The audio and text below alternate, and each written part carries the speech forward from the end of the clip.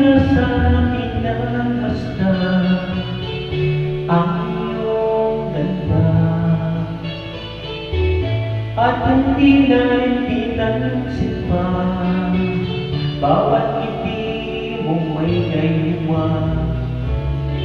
Dahil sa akala ko hindi ako ibig sa'yo, ikaw pala ang aakit sa